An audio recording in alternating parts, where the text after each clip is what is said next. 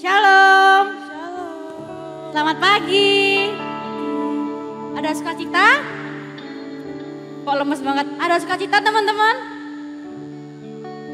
Oke, kita bersyukur teman-teman karena kita boleh kembali beribadah bersama-sama di pagi hari ini. Untuk itu teman-teman, saya undang teman-teman untuk bangkit berdiri. Kita akan mengawali ibadah pagi hari.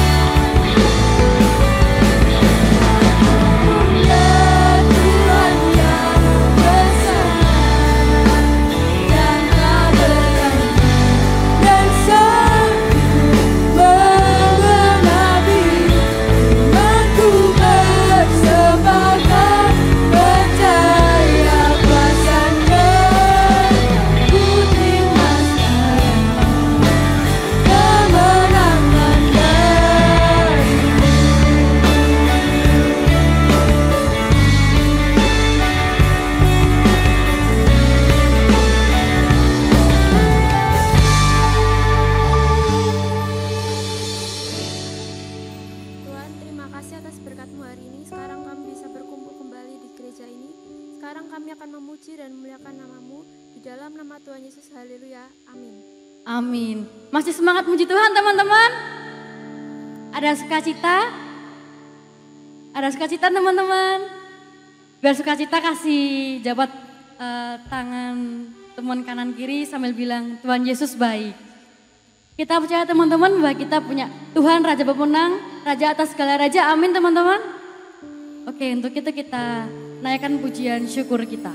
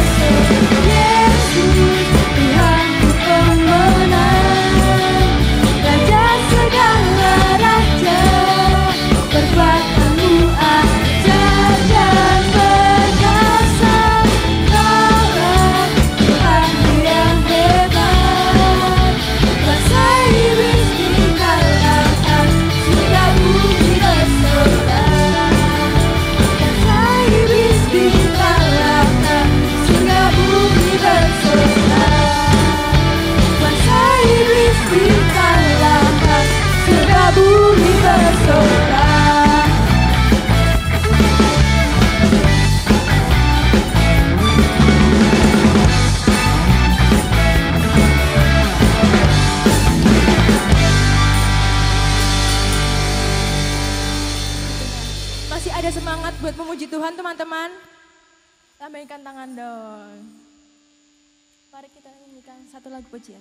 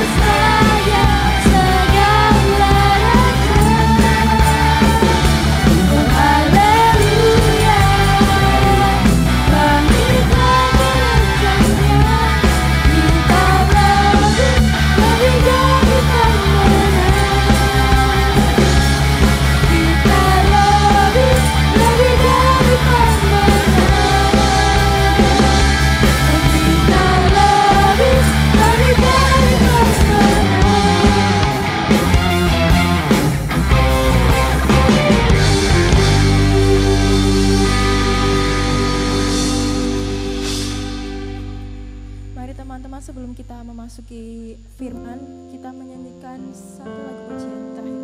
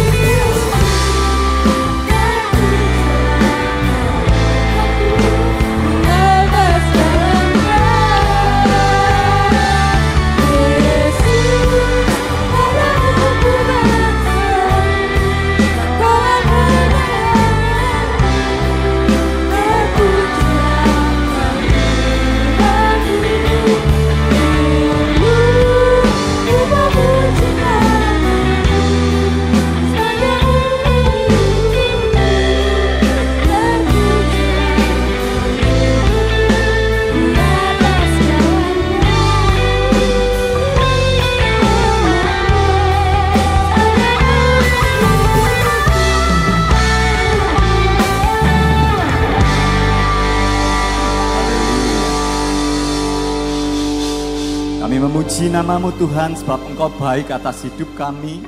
Kami memuliakan Engkau betapa Engkau dahsyat dan luar biasa. Mempersembahkan masa remaja kami untuk hormat dan kemuliaan-Mu. Ini pujian kami Tuhan, ini penyembahan kami berkenan di hati-Mu dan menyukakan Engkau. Memberkati setiap pelayan-Mu, WL, pemain musik, singer, tamborin, petugas LCD dan seluruh pelayan-Mu yang bertugas pagi hari ini Engkau berkati dengan berkat-Mu Tuhan. Kalau sebentar kami mau mendengar firman-Mu, mengurapi setiap guru-guru yang akan bertugas. Kami mau belajar Tuhan, betapa kami memiliki kuasa yang lebih dahsyat dari kuasa apapun yang ada di dunia ini. Sebab Yesus yang memberikan kuasa itu bagi kami. Kami sambut firman-Mu pagi hari ini di dalam nama Tuhan Yesus Kristus. Semua yang siap mendengarkan firman Tuhan sama-sama katakan amin. Ya, kita akan berdoa dahulu ya. Siapa ya? Angel doa untuk firman Tuhan ya. Oke.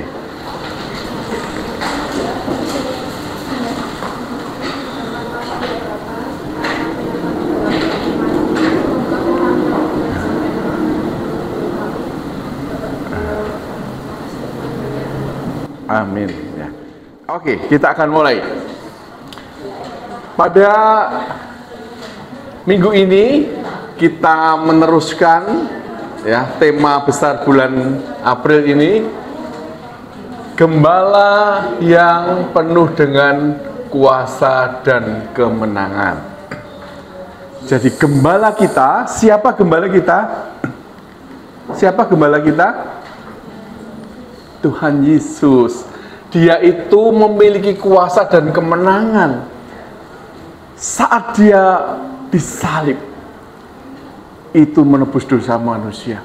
Saat dia mati dan bangkit, dia itu memiliki kemenangan. Tidak ada manusia, person apapun yang seperti Allah kita lakukan. Sangat luar biasa.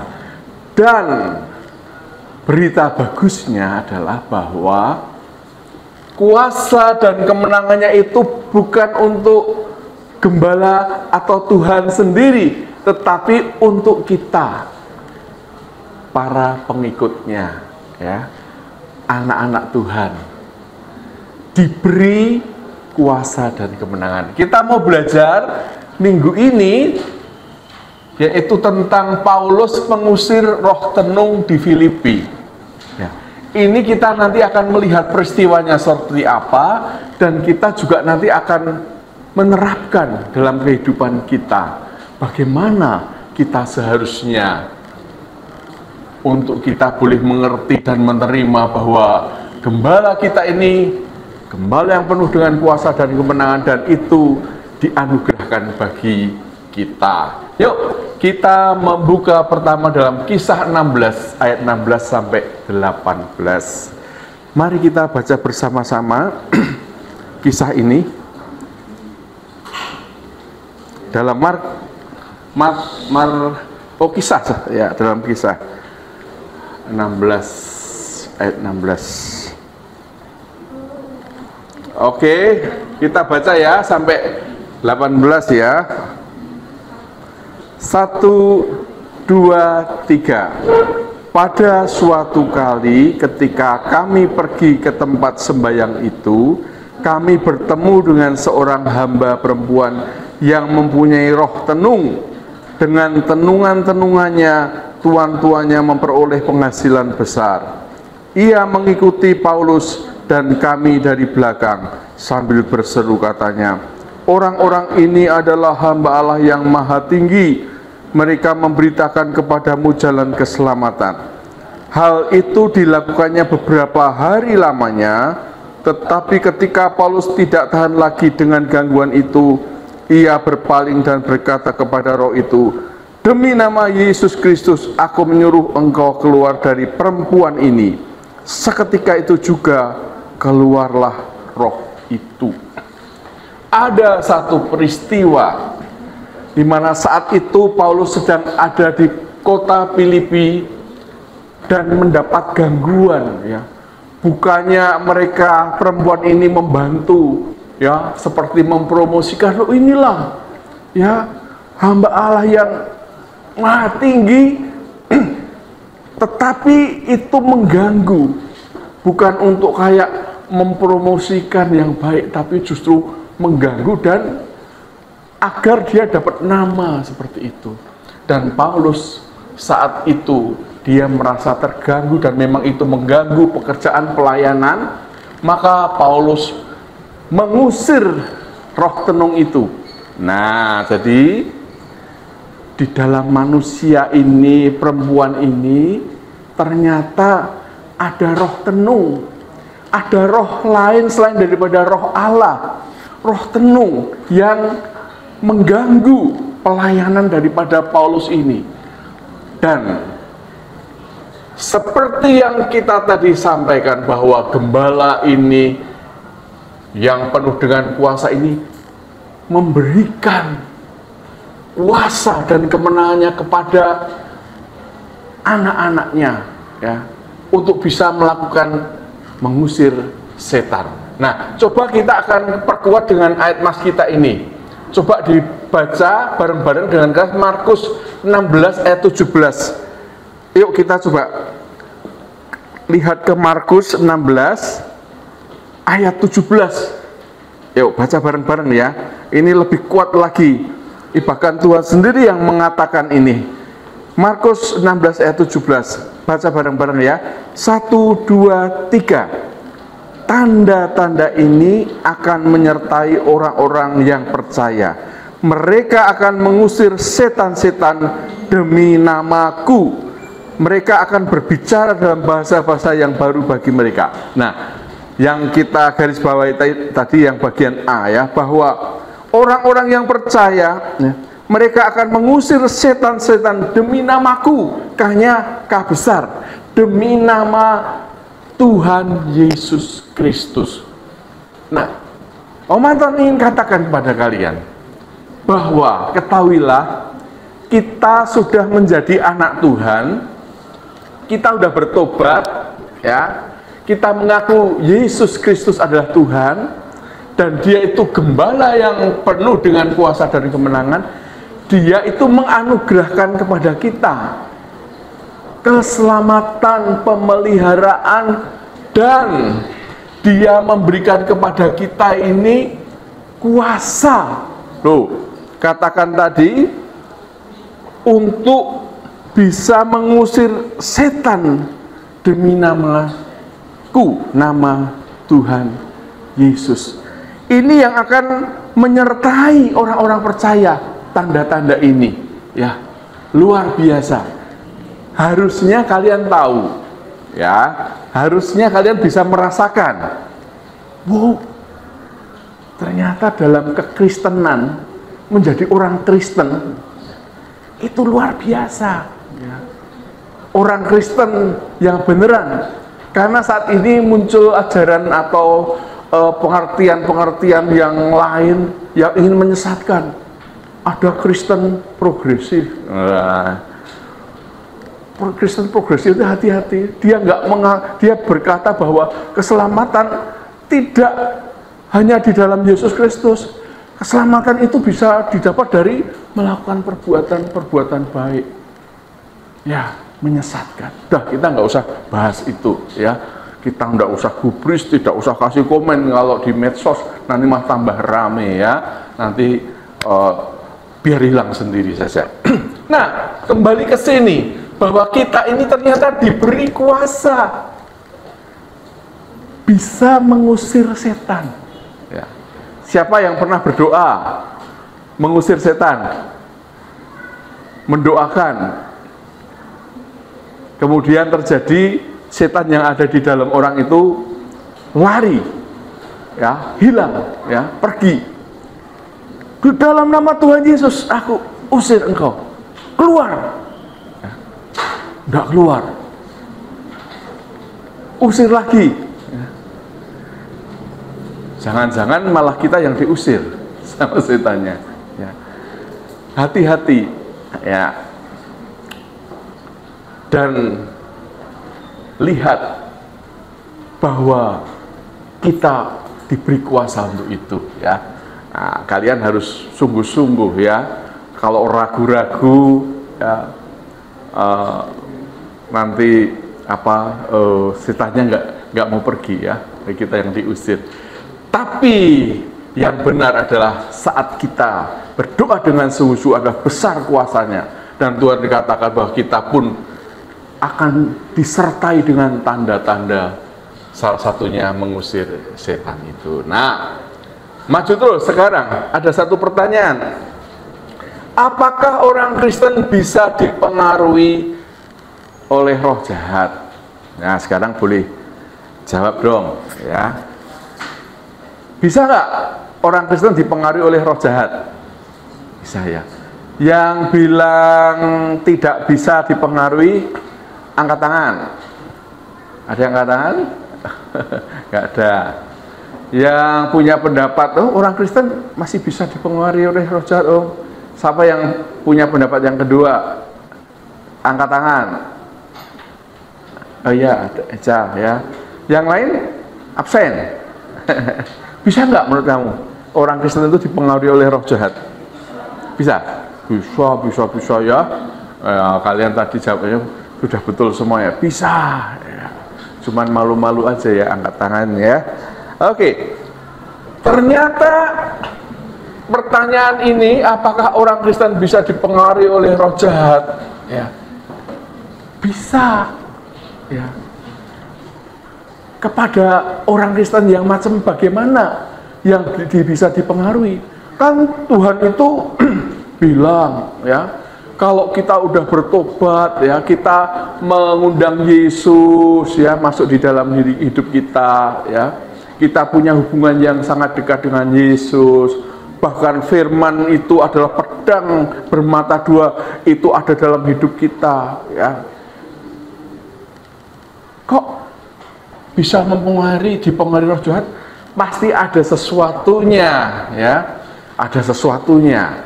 Nanti kita akan lihat ya. Nah, oh ya,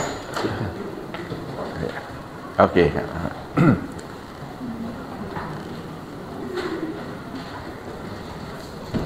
Ya, nggak apa-apa. Ternyata memang dalam kehidupan ini kita ini jadi sesuatu yang bahan tarik menarik ya. Tuhan inginkan bahwa manusia ini kembali kepada kebenaran ya, untuk hidup bersama dengan Tuhan dalam rencananya yang luar biasa. Setan ingin menarik ya. Waduh, saya ini pasti memang dalam peta zaman itu memang setan nanti akhirnya masuk dalam penghukuman kekal. Dia masuk neraka, dan ini ingin bawa teman bolo sebanyak-banyaknya ya. Ditarik kita ini ya. Seperti apa Om? Ternyata roh jahat ini ingin selalu menguasai manusia. Nah, hati-hati ya, kita udah bertobat jadi anak Tuhan, dia ingin menguasai manusia. Oh, kan sudah bertobat. Tapi lihat dalam peristiwa ini seperti apa. Coba Om Anton minta tolong buka Matius 12 ayat 43 sampai 45. Tolong seorang membacakan ya. Dibantu ya. Matius 12 ayat 43 sampai 45. Ya. Gaby udah dapat? Matius 12 ayat 43 sampai 45. Oke. Ya.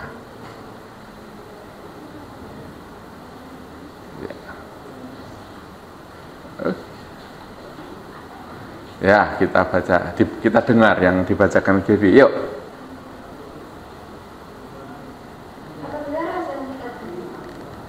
Ya, betul.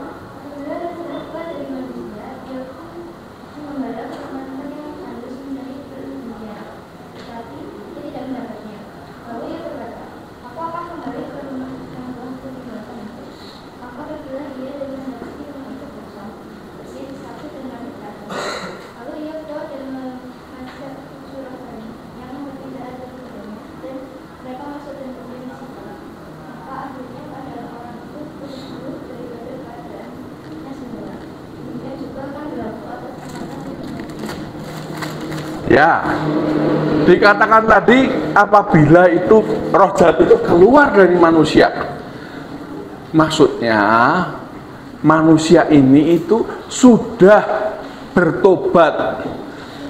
Manusia ini sudah mengundang Tuhan masuk dalam hidupnya. Ya. Orang ini sudah aktif berdoa, mencintai, mengasihi Tuhan. Ya, bahkan juga sudah melayani. Tetapi tadi dilihat bahwa iblis itu berjalan keliling cari jiwa.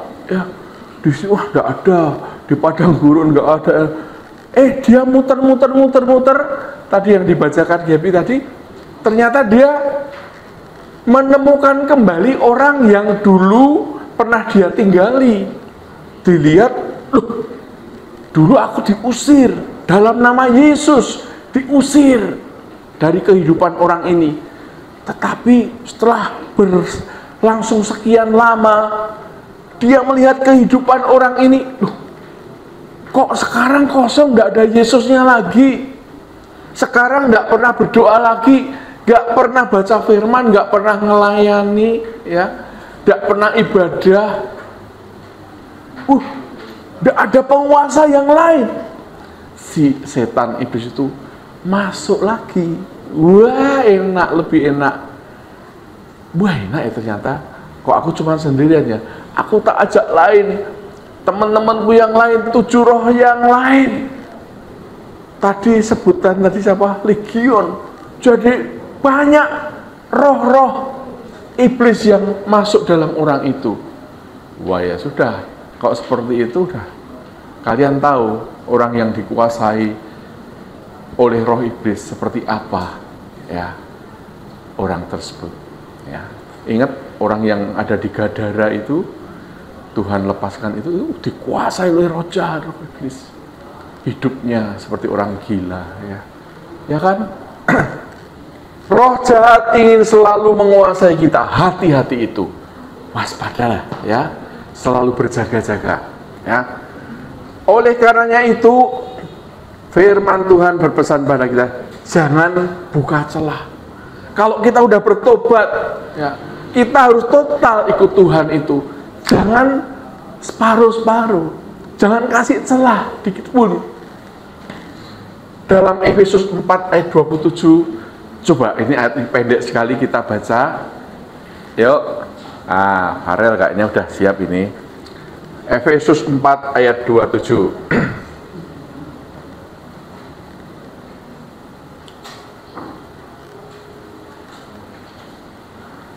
Oke.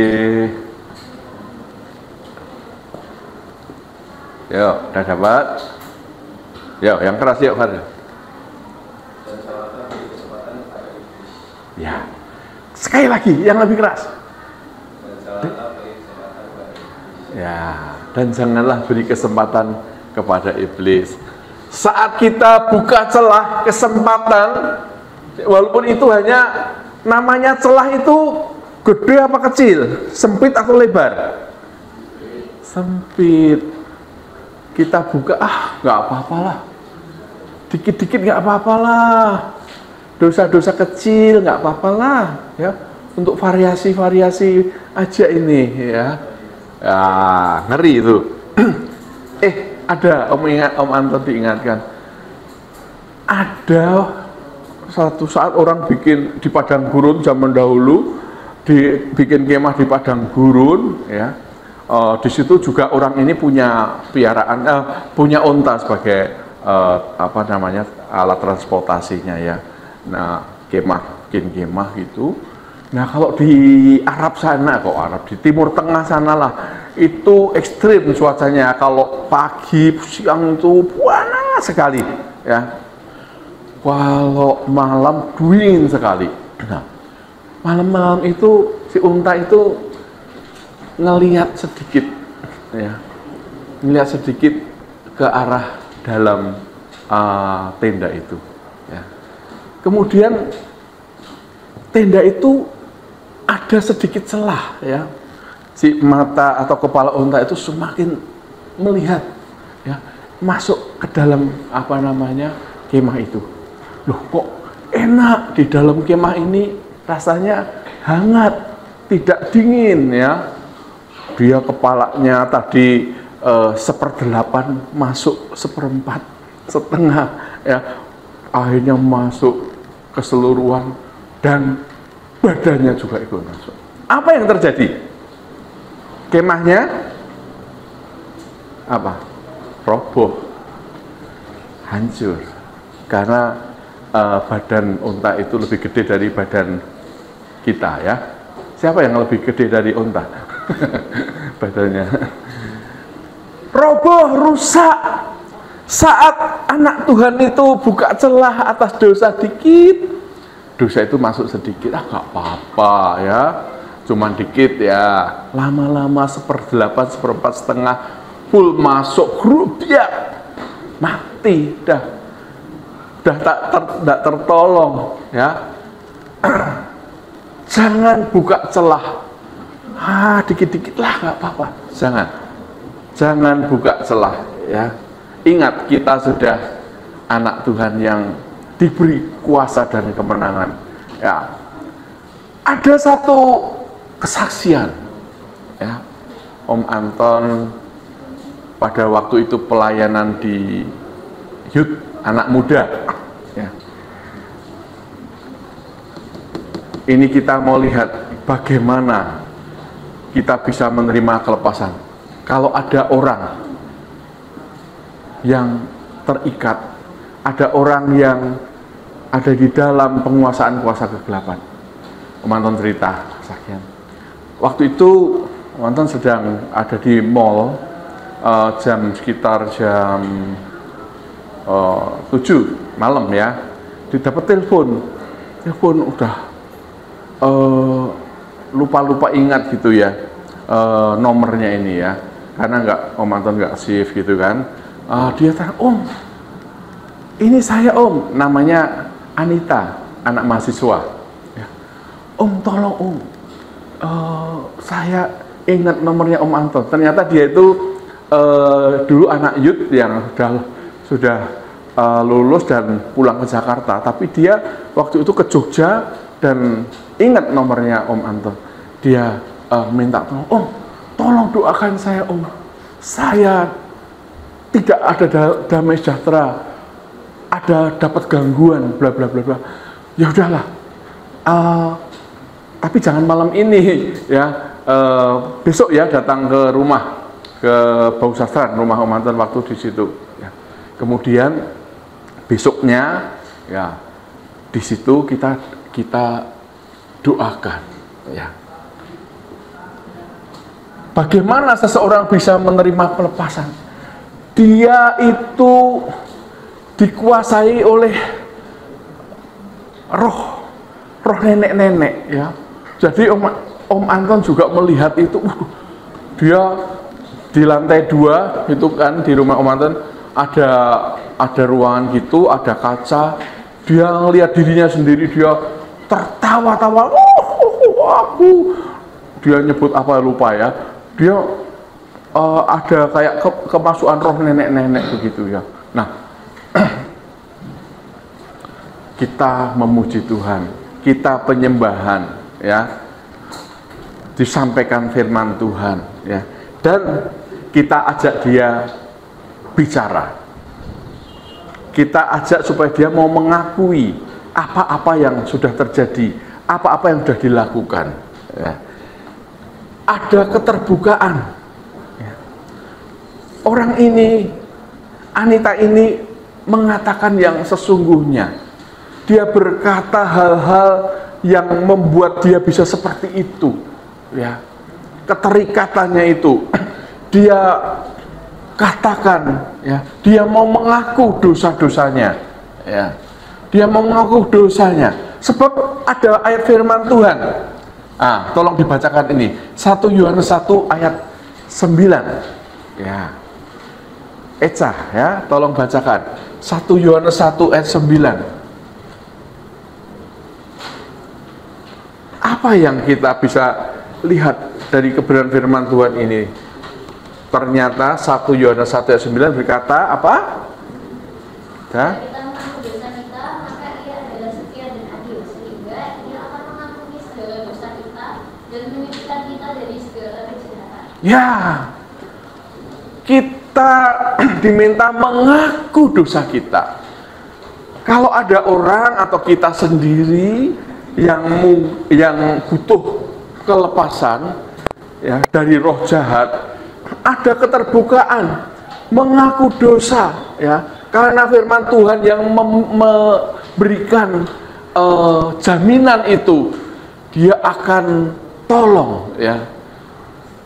Tuhan kita tadi dikatakan apa aja? Kalau kita mengaku dosa kita, Ia adalah setia dan adil.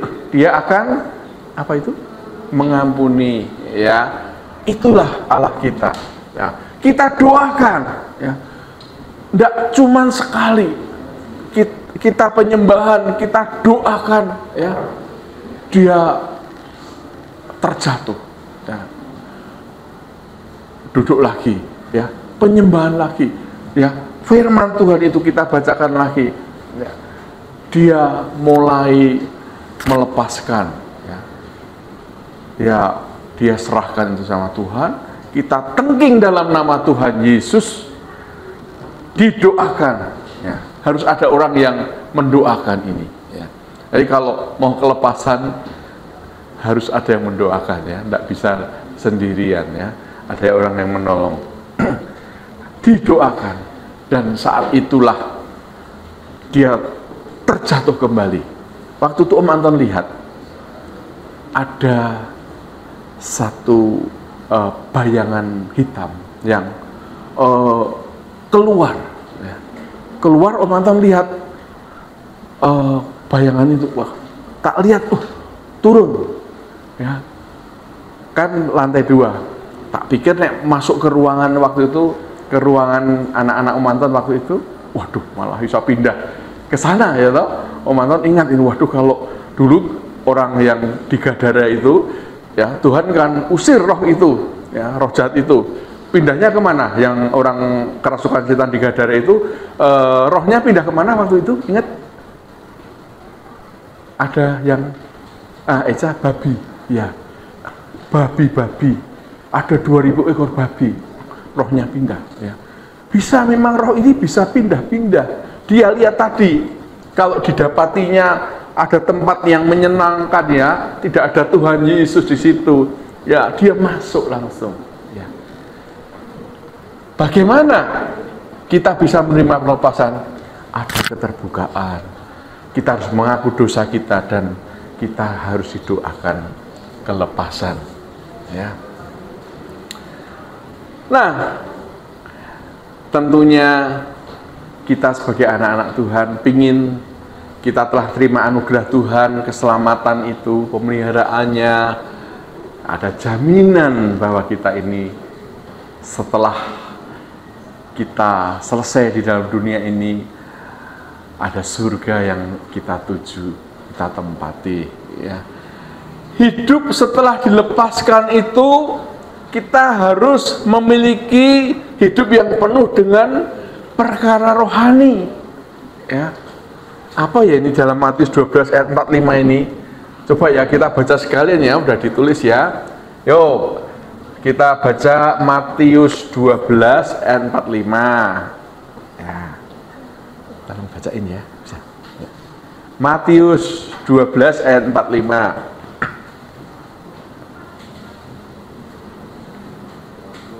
Ya. Lalu Ia keluar dan mengajak 7 roh lain yang lebih jahat daripadanya, dan mereka masuk dan berdiam di situ. Ya, berarti sama dengan ini ya. Kita harus penuh dengan perkara rohani. Jadi jangan sampai iblis itu mendapati bahwa hidup kita ini kosong. Hidup kita ini nggak ada apa-apanya. Ya, Tuhan ingin bahwa hidup kita ini penuh dengan perkara rohani. Jadi nggak ada yang kosong.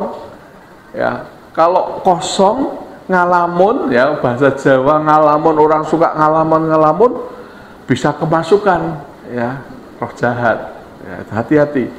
Penuhilah hidupmu dengan perkara-perkara rohani. pikirkan hal yang di atas.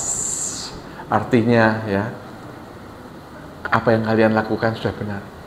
Kalian beribadah, kalian berdoa, kalian baca firman, ya, ada dalam satu penyembahan kepada Tuhan. Itu yang Tuhan inginkan, ya. Nanti kalian rohaninya akan bertumbuh semakin kuat. Kalian ini masih remaja, nanti jadi pemuda, jadi orang dewasa, memiliki dasar yang kuat, ya. Kalau sudah berkeluarga nanti, ya, ada masalah apapun, kalian akan menjadi pemenangnya karena memiliki kehidupan rohani yang selalu diperbaharui, ditambahkan. Dan yang terakhir adalah kita harus menjaga, jangan izinkan ada celah. Jangan sekali-sekali kalian terbuai, ada celah sedikit, iming-iming yang menyesatkan. Harus dijaga. Jangan sampai itu terjadi dalam hidupmu, ya. Nah, sekarang Om Anton ingin tanya sih, pernah enggak kamu dalam hidupmu ini mengalami hal-hal yang enggak seperti biasanya? Ada hal yang tidak wajar, ya. Mungkin kalian ada loh orang yang bisa melihat sesuatu,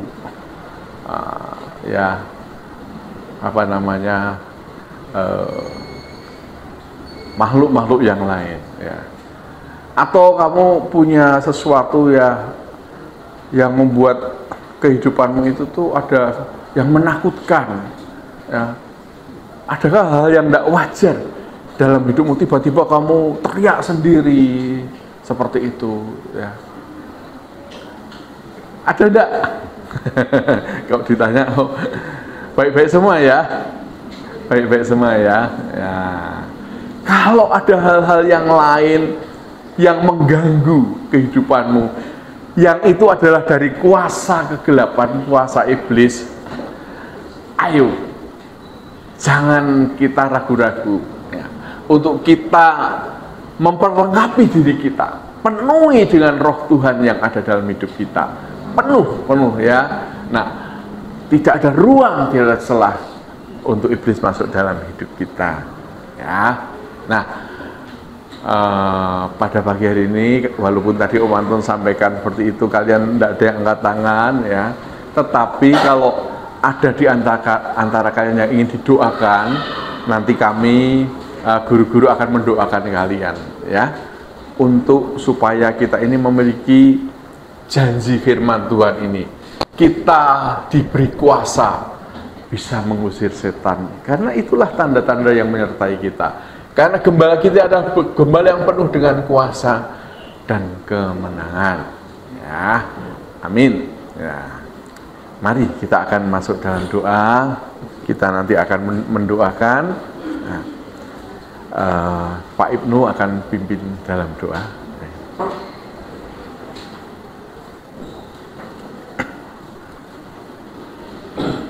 Ya, kita bersama-sama. Sungguh Tuhan, kami ucap syukur atas kasih-Mu, di mana pada saat ini Tuhan Kau sudah mengumpulkan kami di tempat ini. Kami boleh memuji dan membesarkan nama Engkau, dan terlebih Tuhan pada saat ini kami boleh mendengarkan sebagian dari firman-Mu. Kami sungguh bersyukur Engkau sudah memberi kami kuasa yang dari Engkau. Kami bersyukur Engkau sudah mengangkat kami sebagai anak-anak yang Kau beri kemenangan atas segala permasalahan, kemenangan atas iblis, kemenangan atas segalanya. Terima kasih Tuhan, terima kasih. Kau begitu baik Tuhan. Namun di dalam perjalanan kehidupan kami sering Tuhan memberi celah Tuhan. Kami sering Tuhan melakukan hal yang tidak berkenan, sehingga membuka celah bagi iblis untuk masuk. Oleh karena itu pada saat ini biarlah Kau kuatkan firman-Mu di dalam hati kami, sehingga kami Tuhan tidak membuka celah sedikit pun, agar supaya iblis tidak mampu lagi untuk masuk ke dalam kami Tuhan. Terima kasih Tuhan, terima kasih. Tanamkan firman-Mu dalam hati kami, dalam pikiran kami, jadi rema dalam kehidupan kami, jadi bekal untuk kehidupan kami, sehingga kami dalam perjalanan hidup kami bisa mengaplikasikan firman dalam kehidupan kami sehari-hari. Terima kasih Tuhan, Kau berkati hamba-Mu, Bapak Antoni sudah memberikan firman-Mu, Kau berkati pelayanannya, Kau berkati usahanya, Kau berkati keluarganya, dan Kau berkati keseluruhannya Tuhan. Terima kasih. Sekarang Tuhan kami siap untuk pulang bersama-sama dengan Engkau. Kami yakin dan percaya penyertaan-Mu sempurna atas kami, sehingga kami boleh pulang dengan keselamatan dari Engkau. Hanya di dalam nama Yesus Kristus kami berdoa dan bersyukur. Haleluya. Amin.